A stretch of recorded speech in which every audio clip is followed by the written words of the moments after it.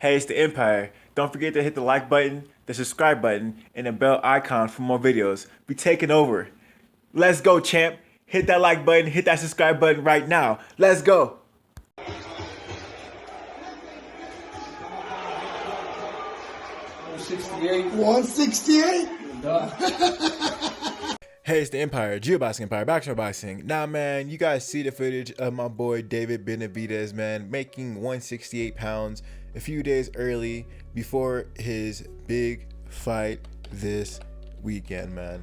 Now, David Benavidez, man, he's known for having weight problems, man. The guy was stripped twice of the WBC title because of his weight problems. But understand, this guy, he can make weight. You know, he just has discipline problems outside the ring. You know, sometimes this guy want to eat a little extra. Sometimes he parties a little much.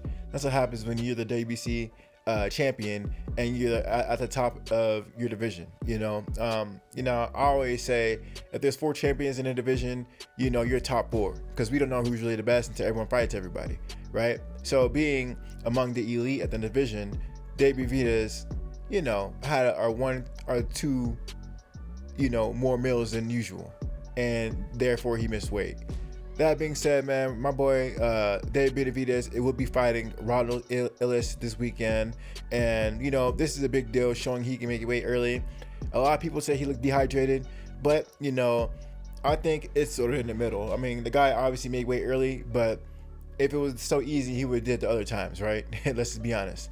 So I mean, could he go to run or wait until a sign up before this? Possibly. If you actually look at the footage, it looked like it's in some kind of facility.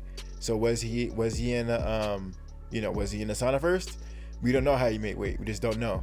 That being said, man, David Benavidez is a elite level fighter. Understand, he's been calling out top guys for years, right? He just wasn't in the public's eye like that, right? But he's been calling out people like Canelo, Caleb Plant.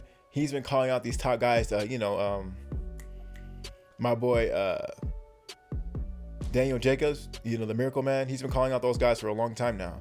And David Benavidez, you know, has to call out my boy, big homie JERMALL CHARLO, to really get that clout. But now that the public eyes on him, I mean, this guy's been on tour, right? I seen him on ESPN with my boy Max Kellerman. I seen him in Iki TV.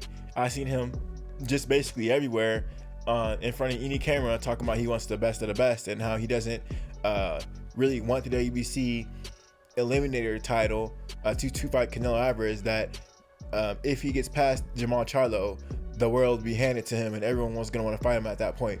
Everyone knows that WBC has these insane sanctioning fees, and fighting for a title eliminator, or you know, at least having the belt itself, requires you to pay a hefty fee.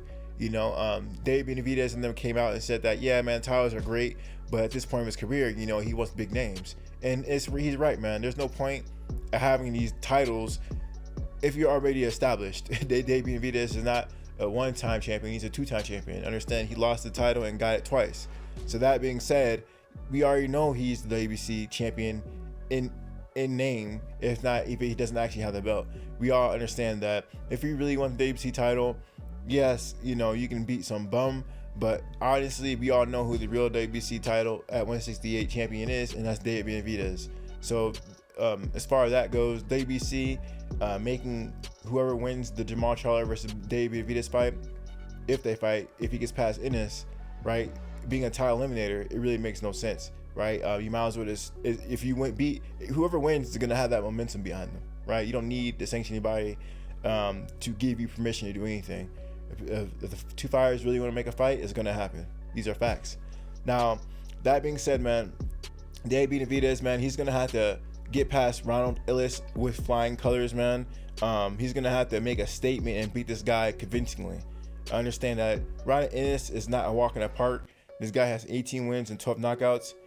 He has a 77-inch reach, which is about the same as my boy David Benavidez. And this guy is not gonna be a walk in the park. He's a little bit shorter than Benavidez, but you know, we're gonna see how this whole thing plays out. But this is definitely a big fight to watch. That being said, you know, Caleb Plant had his last performance, and it was against it was against somebody. I can't remember off the top of my head, but he didn't look too great in the fight, man. He won the fight, and it was a pretty easy fight to score. But it wasn't. Oh, this guy, the way he beat the last guy, Caleb Plant. He's gonna definitely fight Canelo Alvarez, because look how badly he beat him. And the guy I was talking about was Caleb Truax. He beat him, but it was he threw barely any punches, right? He's really conservative in his win, right? Dave Benavidez is gonna not only have to beat Ennis, but he's gonna have to stop him in spectacular fashion.